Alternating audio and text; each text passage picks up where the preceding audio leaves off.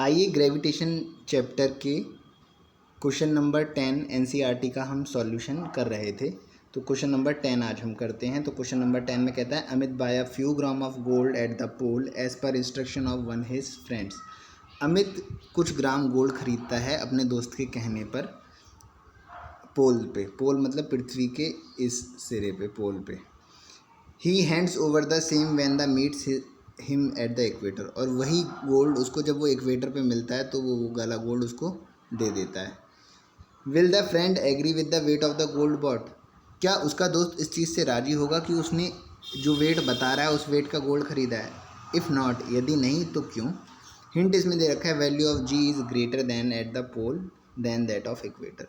तो जी की वैल्यू जो होती है एक्सीलरेशन ड्यू टू ग्रेविटी की, वो पोल पे ज़्यादा होती है और इक्वेटर पे कम होती है। तो भाई जाहिर सी बात है यहाँ पे ज़्यादा होती है, तो इन्होंने अगर ज़्यादा सोना ख़रीदा है तो यहाँ आके उसका वेट कम हो जाएगा, क्योंकि एक्सीलरेशन ड्यू टू ग्रेविटी यहाँ पे कम हो जाती है। तो कह रहा है weight of a body on the earth is given by W बराबर एम जी। वेट को हम इससे देते हैं जहाँ पे एम मास होता है बॉडी का, जी एक्सीलरेशन होता है। The value of G is greater at pole and at the equator. Value जो जी की होती है वो पोल पे ज़्यादा होती है कंपेरिजन टू इक्वेटर पे। तो gold at the equator weight less than at the pole. तो गोल्ड का वेट इक्वेटर पे आके कम हो जाएगा जितना उन्होंने पोल पे ख़रीदा था। हैंस इसलिए Amit friend will not agree with the weight of the gold bought. तो अमित इस बात से राज़ी नहीं होगा कि वो जितना कह रहा है उसने उतना गोल्ड खरीदा था। अब हम कर रहे हैं क्वेश्चन नंबर 11। क्वेश्चन नंबर 11 कह रहा है why will a sheet of paper fall slower than one that is crumpled into a ball.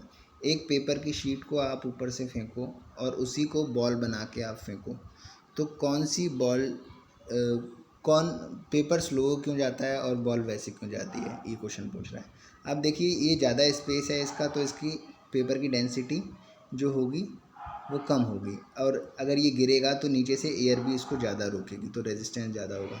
लेकिन बॉल में रेजिस्टेंस भी कम होगा और इसकी डेंसिटी भी बढ़ जाएगी। आइए देखते हैं क्या कह रहा है। When a sheet of paper is crumpled into a ball, जब बॉल बनाई जाती है, देन इट्स डेंसिटी इंक्रीजेज, तो उसकी डेंसिटी भी बढ़ जाएगी। और डेंसिटी बढ़ने के साथ क्या होगा, resistance to its motion through the air decreases, और इसके जो नीचे मोशन करेगी तो रेजिस्टेंस जो एयर का होगा वो कम हो जाएगा। And it fall faster than a sheet of paper, तो वो शीट ऑफ पेपर से जल्दी गिर जाएगी ball. Sheet of paper late गिरेगी, बॉल हमारी जल्दी गिरेगी। नेक्स्ट क्वेश्चन हम देखते हैं, कह रहा है तो यहाँ पे हम देख रहे हैं gravitational force of the surface of the moon is only 1/6 strong gravitational force on the earth. मतलब ग्रेविटेशनल फोर्स जो मून की सरफेस पे होता है वो केवल 1/6 स्ट्रांग होता है जितना कि वो अर्थ की सरफेस पे होता है उसके कंपैरिजन में। तो एक वेट है 10 kg का, उसका उसका मून पे और अर्थ पे क्या वेट होगा ये हमें पता लगाना है। तो हमने मालूम है weight on moon is equal to 1/6 into weight on earth. ये फार्मूला हमें मालूम है, डब्ल्यू बराबर एम जी हमें मालूम है। तो यहाँ जी की value 9.8 metre per second square होती है, स्मॉल जी की आपको मालूम है। तो 10 kg का वेट अगर अर्थ पे है तो एम हमें मालूम है मास, और ये क्या हमें निकालना क्या है, हमें इसका वेट निकालना है। तो जी की वैल्यू हमें दे रखी है, तो 98 न्यूटन हमारा जो आ गया वो हमारा वेट आ गया। ऐसे ही ऑब्जेक्ट मून पे क्या होगा 1/6 ऑफ 98। अब 6 को 98 से डिवाइड करोगे तो क्या आएगा, 6 1 जा 6, 7 8 9, 6 6 जा 36, 3 कैरी, पॉइंट लगाया, 0 लगाया, 6 5 जा 30।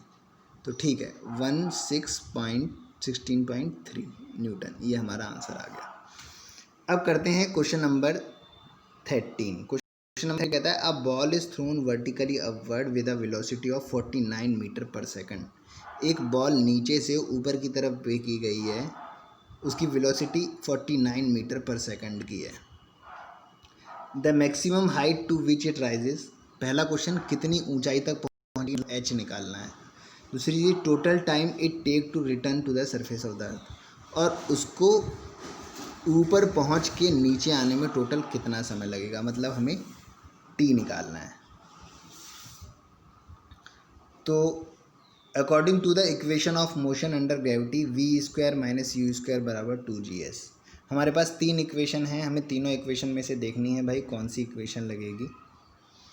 तो यहाँ पे हमें निकालना क्या है, एस निकालना है, डिस्टेंस निकालनी है। 2GH लिखवा रखा है मैंने फार्मूले में, इन्होंने एस का यूज़ किया है। आप 2GH लिखें या 2GS लिखें, कोई दिक्कत नहीं है। तो u initial velocity of the ball, initial velocity हमें कितनी मिल गई, 49 मीटर पर सेकंड मिल गई। v फाइनल वेलोसिटी मिल गई बॉल की। फाइनल वेलोसिटी मतलब ऊपर जाएगी तो एकदम बॉल रुक जाएगी, ज़ीरो हो जाएगी। एस जो है वो हाइट है, ये हमें फाइंड आउट करनी है पहले क्वेश्चन में। एक्सीलरेशन ड्यू टू ग्रेविटी 9.8 हमें दे रखा है। लेकिन यहाँ एक बात देखने वाली ये है, चीज़ हमारी ऊपर जा रही है और ग्रेविटी नीचे की डायरेक्शन में लगती है। यहाँ अपोजिट वैल्यू हो गई तो जी जो हम लेंगे वो नेगेटिव मिलेंगे। तो v हमें दे रखा था, u हमें दे रखा था, g हमें दे रखा था, h हमें निकालना था, तो हम निकाल लेते हैं। तो v स्क्वायर मतलब इनिशियल वेलोसिटी, फाइनल वेलोसिटी जाके चीज़ ऊपर रुक गई थी तो 0 का स्क्वायर, इनिशियल वेलोसिटी 49 का स्क्वायर, 2 की जगह 2 लगाया, g की वैल्यू माइनस के 9.8, s की जगह इन्होंने हाइट लगा दिया। अब यहाँ से हाइट की वैल्यू हम निकालेंगे, 49 इंटू 49 का स्क्वायर लिख दिया, 2 इंटू 9.8 हमने यहाँ लिख दिया। ये माइनस का था तो माइनस ऊपर के और नीचे दोनों माइनस से माइनस कैंसिल हो गए, क्योंकि ये भी माइनस में आएगी और ये भी माइनस में आ रहा है तो कैंसिल हो जाएगा। तो जब इसे आप सॉल्व करेंगे तो हमारा आंसर जो मिलेगा 122.5 मीटर मिलेगा। मतलब ये बॉल जो हमने फेंकी है वो 122.5 मीटर हाइट तक पहुँचेगी। अब अगला क्वेश्चन आता है भाई कितना समय लगा। तो टाइम निकालने के लिए हमारे पास एक ही इक्वेशन है जिसमें t आता है, और देखिए v हमें पता है 49 है, u हमें मालूम है रुक गई है बॉल तो 0 है, g की वैल्यू हमें मालूम है 9.8 है, और t की वैल्यू हमें मालूम है कितनी है, यही तो निकालनी है, t की वैल्यू मालूम नहीं है ये, ठीक। v बराबर v is equal to u plus g t. तो v जो है फाइनल वेलोसिटी 0 थी, u 49 था, g माइनस का 9.8 और t हमारा निकालना है। तो यहाँ से जब हम t की वैल्यू सॉल्व आउट करेंगे तो 49 के नीचे 9.8 जाएगा और सॉल्व करने पे आएगा 5 सेकंड।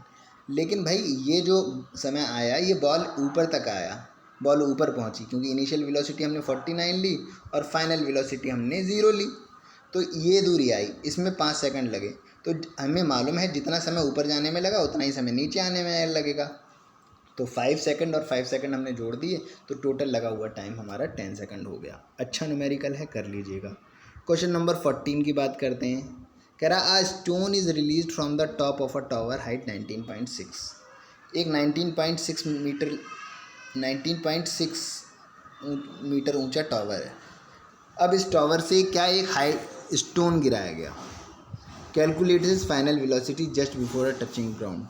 अब ये ग्राउंड को जैसे ही टच करने वाला है, इसकी आप फाइनल वेलोसिटी निकालो, v निकालो, ठीक है। और u आपको मालूम है यहाँ से फेंका गया है तो इनिशियल वेलोसिटी तो उसकी 0 रही होगी। फाइनल वेलोसिटी हमें निकालनी है, ये फाइंड आउट करनी है। हाइट हमें 19.6 दे रखी है और पत्थर भी नीचे गिर रहा है और ग्रेविटी भी नीचे लगती है, तो g जो होगा वो हमारा 9.8 होगा, माइनस का साइन नहीं आएगा। तो देख लेते हैं, u हमारा 0 मीटर पर सेकंड, v बराबर फाइनल वेलोसिटी ऑफ स्टोन, ये हमें निकालनी है। s 19.6 मीटर हमें दे रखी है और ग्रेविटी जो है वो 9.8 मीटर पर सेकंड स्क्वायर हमें मालूम है। तो v square minus u square बराबर 2gh फार्मूला हम लगा देंगे, क्योंकि हमें ऐसा कौन सा फार्मूला है जिसमें ये सारी चीज़ें आती हैं, वो फार्मूला देख लेना है, लगा देना है। v की वैल्यू v लगा दी क्योंकि निकालनी है, u हमारा 0 था, 0 लगा दिया, 2, g की वैल्यू 9.8, h की वैल्यू 19.6। जब हम इसे सॉल्व करेंगे तो हमारा आंसर आ रहा है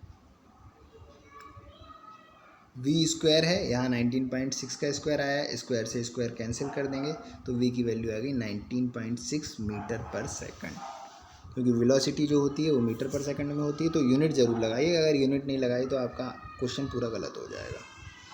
तो उसकी वेलोसिटी 19.6 मीटर पर सेकंड होगी, मतलब 1 सेकंड में 19.6 मीटर वो चलता होगा, पत्थर नीचे इतनी स्पीड से आ रहा होगा।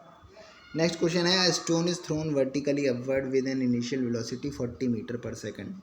एक पत्थर ऊपर की तरफ फेंका गया जिसकी इनिशियल वेलोसिटी जो थी वो 40 मीटर पर सेकंड थी।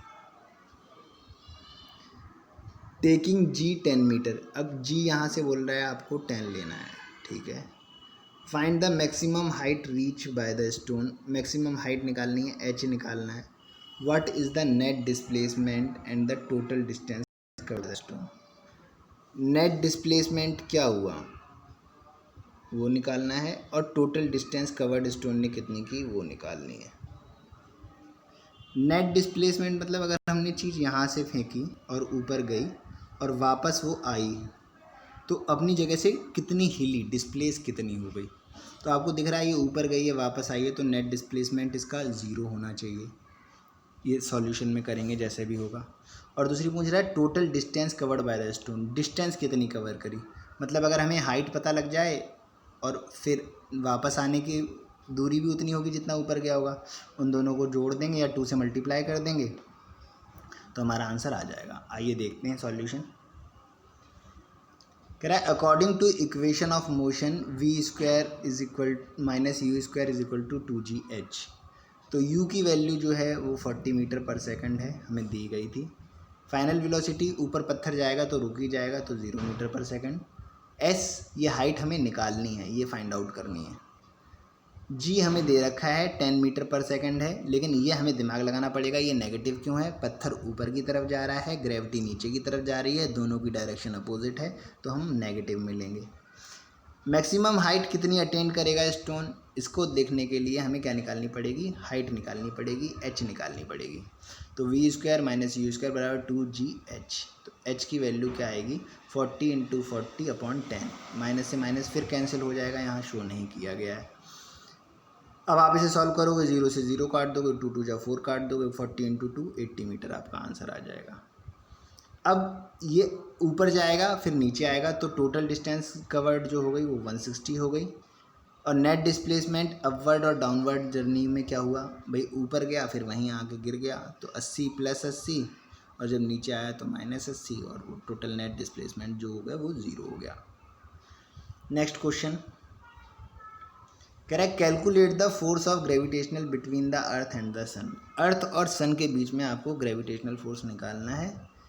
Given that the mass of earth का मास दे रखा है, सन का मास दे रखा है, एवरेज डिस्टेंस दोनों के बीच की ये दे रखी है। दो चीज़ें दे रखी हैं, अर्थ का मास, सन का मास, और दोनों के बीच की डिस्टेंस। तो हमें मालूम है भाई दो बॉडी हैं और दोनों के बीच में लगने वाला जो फोर्स होता है उसको हम F बराबर G(m)(E)m/r² से शो करते हैं। तो m ही तो मास ऑफ द अर्थ है और m ऑब्जेक्ट का होता है, तो ऑब्जेक्ट तो यहाँ नहीं है लेकिन सन है, तो सन से दूरी, तो दोनों के मल्टीप्लिकेशन के बराबर और उन दोनों के बीच की डिस्टेंस के इन्वर्सली प्रोपोर्शनल होता है। तो वो हमने लिख लिया फार्मूला F का। तो सन का मास हमें दे रखा है, अर्थ का मास हमें दे रखा है, और दोनों के बीच की रेडियस हमें दे रखी है। ये वैल्यू और ग्रेविटेशनल कांस्टेंट बड़ा जी जो होता है इसकी वैल्यू आपको याद रखनी है 6.7 × 10⁻11 न्यूटन मीटर स्क्वायर पर kg स्क्वायर। ये वैल्यू आप लोग लगा देंगे जब आप इसे सॉल्व करेंगे। अगर कैलकुलेशन में दिक्कत हो तो आप मुझे बताइएगा, मैं सॉल्व करके बता दूंगा। 3.57 × 10⁻22 न्यूटन आ गया। मतलब फोर्स जो ग्रेविटेशनल फोर्स अर्थ और सन का लग रहा है, अर्थ और सन के बीच, वो इतने न्यूटन का है। अब ये नहीं कि अर्थ सन पे लगा रही है कि सन अर्थ पे लगा रही है, दोनों लगा रहे हैं लेकिन दोनों अपोजिट डायरेक्शन में लगा रहे हैं, दोनों के बीच में बराबर फोर्स लग रहा है। Question number next, question number 17 कहता है a stone is allowed to fall from the top tower 10 meter high and same time another stone is projected vertically upward from the ground of the velocity of 25 metre per second. ये question शायद मैंने आपको करा भी रखा है।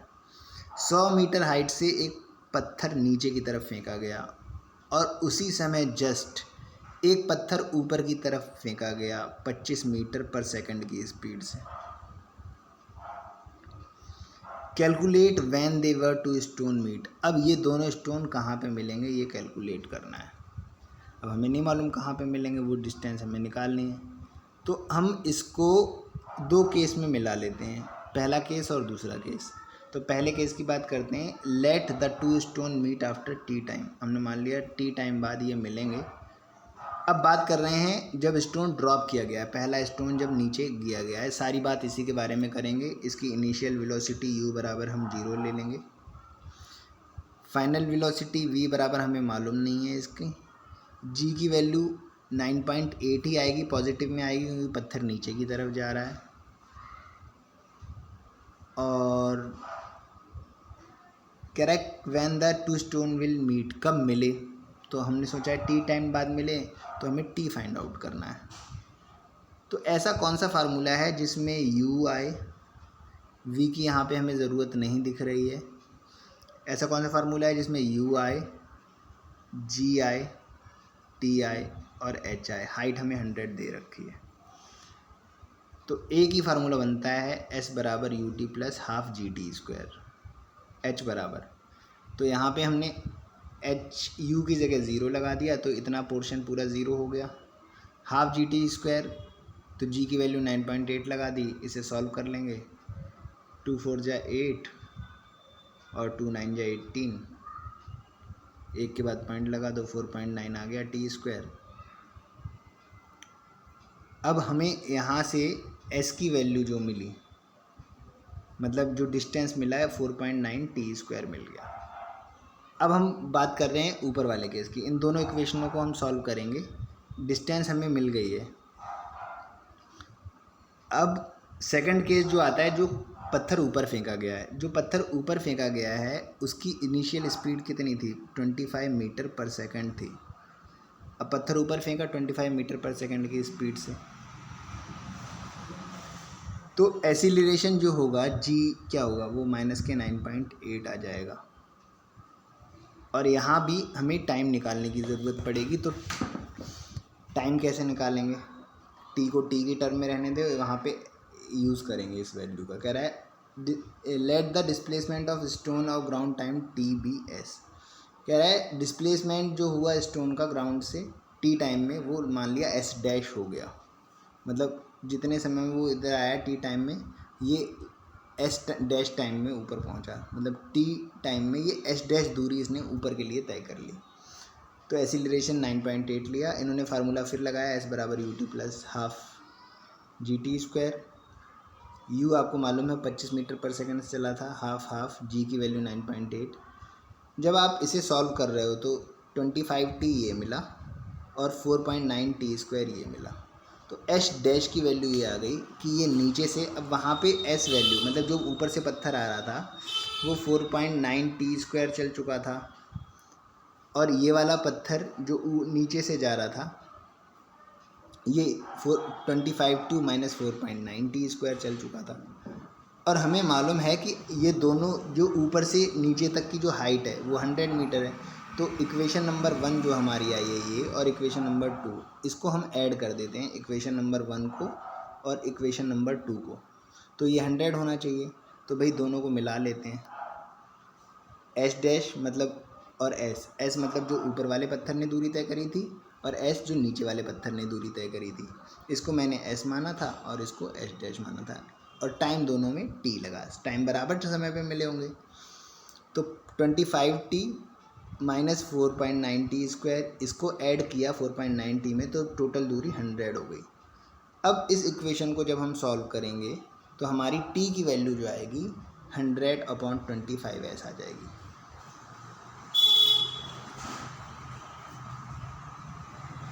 और जब इसे सॉल्व करेंगे तो हमारा 4 सेकंड आ जाएगा। इसे सॉल्व कैसे करेंगे इस बात को देखते हैं। देखिए, एक पॉजिटिव है एक नेगेटिव है, कट गए, कितना बचा, 25 टी बचा। 25 नीचे आएगा, तो अब तो सॉल्व कर ही लोगे, बस आंसर आ गया। तो कह रहा है 4 सेकंड में ये लोग मिलेंगे, मतलब ऊपर से आने वाला पत्थर और नीचे से आने वाला पत्थर इधर 4 सेकंड बाद मिलेंगे। The following stone has covered a distance given S. अब आपने जो दी थी वो एस से दी थी, एस आपने कितना लिया था 4.9 टी स्क्वायर आया था, तो 4.9 टी की वैल्यू आपने ये लगा दी टी स्क्वायर, तो आपकी इतनी आ गई कि भाई जो ऊपर से पत्थर आ रहा था वो 78.4 मीटर चल चुका होगा। अब आपको टोटल डिस्टेंस 100 मालूम है, तो 100 में से 78.4 आप माइनस कर दीजिए। जब 100 में से 78.4 माइनस करेंगे तो 20.6 मीटर आएगा, मतलब जो ऊपर से नीचे से पत्थर जा रहा था वो 20.6 मीटर चल चुका होगा ग्राउंड से। तो हमें आंसर मिल गया कि ऊपर वाला पत्थर और नीचे वाला पत्थर कब मिलेंगे, कितने समय बाद मिलेंगे और कितनी डिस्टेंस में मिलेंगे। Question number 18, a ball thrown up vertically return to the thrown after 6 second. कह रहा है अब एक बॉल जो है वो ऊपर फेंकी गई और वो जिसने फेंकी उसके पास 6 सेकंड बाद आई, तो आप हमें ये 3 चीज़ें बताओ कौन कौन सी। पहली चीज़ कह रहा है velocity with which it was thrown, मतलब जिस वेलोसिटी से फेंकी गई थी, मतलब हमें यू पूछ रहा है। दूसरी the maximum height it reaches, मतलब हमें हाइट पूछ रहा है। तीसरी चीज़ its position after 4 second, 4 second बाद उसकी पोजीशन क्या रही होगी। तो ये क्वेश्चन मैंने आपको करा रखा है, इंडिविजुअल वीडियो इसकी दे रखी है। ये क्वेश्चन आप लोग करेंगे और नहीं होगा तो मुझे बताएंगे, मैं वीडियो आपको सेंड करूँगा। इसका सॉल्यूशन आप लोग देख सकते हैं यहाँ पे, फ़िलहाल करना क्वेश्चन ये खुद है। क्वेश्चन नंबर 19 देखो। क्वेश्चन नंबर 19 कहता है in what direction does the buoyant force. बेटा ये क्वेश्चन आपके सिलेबस से हट गया है क्योंकि बुओयंट फोर्स हट गया है। Why does a block of plastic release under water come up surface, ये भी हट गया है, ये भी नहीं करना है।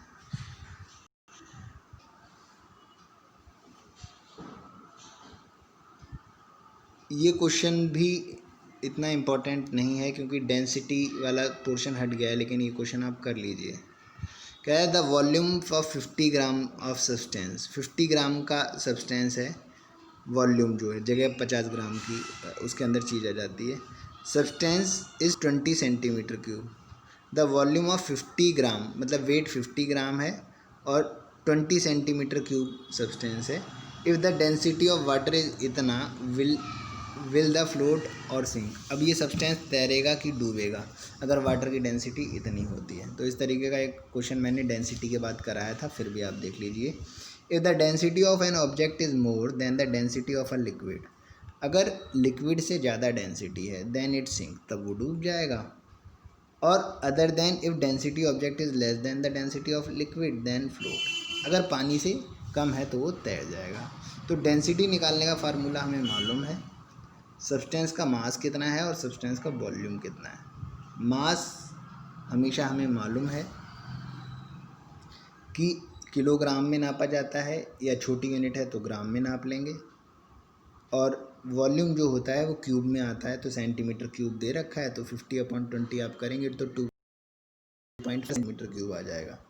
और जो दिख रहा है कि 1 ग्राम सेंटीमीटर क्यूब से ज़्यादा है, पर सेंटीमीटर क्यूब से ज़्यादा है, और ज़्यादा है तो ऑब्जेक्ट आपका डूब जाएगा। क्वेश्चन नंबर 22 फ्लोट और सिंक वाला ही है, ये क्वेश्चन रहने दीजिए, नहीं करना है ये क्वेश्चन। यही क्वेश्चन मैंने आपको फ़िलहाल कराया है, उसमें ये क्वेश्चन करना नहीं है, और ये आपका आखिरी क्वेश्चन था। बस इतना ही है। इसमें भी आपको वॉल्यूम दे रखा है ग्राम में, और वॉल्यूम दे रखा है आपको सेंटीमीटर क्यूब में, और मास दे रखा है आपको ग्राम में, द वॉल्यूम ऑफ 500 ग्राम। तो ये मास हुआ, तो मास ऑफ पैकेट बटे वॉल्यूम ऑफ पैकेट, मास 500 ग्राम है और वॉल्यूम 350 ग्राम है, डिवाइड कर दोगे आ जाएगा। अब ये पानी से ज़्यादा है इसलिए ये चीज़ डूब जाएगी, hence the sink in water, पानी में डूब जाएगा। आज के लिए इतना ही।